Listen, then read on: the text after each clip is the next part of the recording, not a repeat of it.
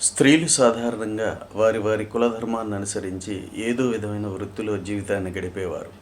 మేదర స్త్రీలు వెదురును చీల్చుట, ఈనెలు తీయుట, అల్లుటకు సులువుగా వాటిని నునుపు చేయుట, వాటిని చేపలు బుట్టలుగా అల్లుట చేసేవారు.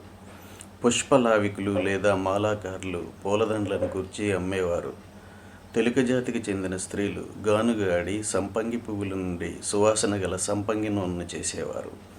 కొంతమంది పూటకూళ్ళ స్త్రీలు నగరంకు వచ్చిన పరప్రాంతీయులకు ధనం తీసుకుని అన్నం పెట్టేవారు. వీళ్ళే కాకుండా పెరుగు, మజ్జిగ అమ్మేవాళ్ళు, బియ్యం దంపేవాళ్ళు, దేవాలయాల్లో ఊడ్చి అలికి ముగ్గులు పెట్టేవాళ్ళు కనిపిస్తారు. శాసనాలను బట్టి మధ్యయుగం ఆంధ్రదేశంలో కులస్త్రీలతో పాటు సానులు, మానులు ఉండేవారని తెలుస్తోంది. సానులు అనేవారు దేవాలయ నాట్యకత్తెలుగాను, మానులు అనేవారు దేవాలయ పరిచాలకులుగాను పనిచేసేవారు. స్త్రీలు ప్రాచీన కాలం నుండి కూడా చీరలు ధరించి సంప్రదాయం కలిగి ఉండేవి.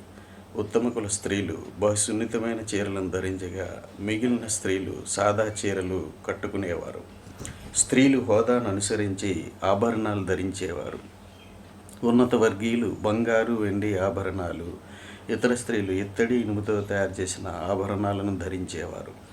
స్త్రీలు తల మీద శశిభూషణాలు, ముక్కుకు పుడక, చెవులకు రత్నాల ఆభరణం, మెడలో బంగారంతో చేసిన ముత్యాల హారాలు, చేతులకు కంకణాలు, గాజులు, వేళ్లకు ఉంగరాలు, నడుముకు వడ్డానం, పాదాలకు అందెలు, కాళ్ళ వేళ్లకు మెట్టెలు ధరించేవారు. ఈ కాలంలో రాజుల్లో తప్ప ఒకరికంటే ఎక్కువ భార్యలు ఉండేవారు కాదు.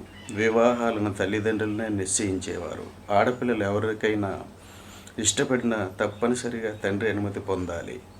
వివాహాలు చిన్న వయసులోనే జరిగిపోయేవి.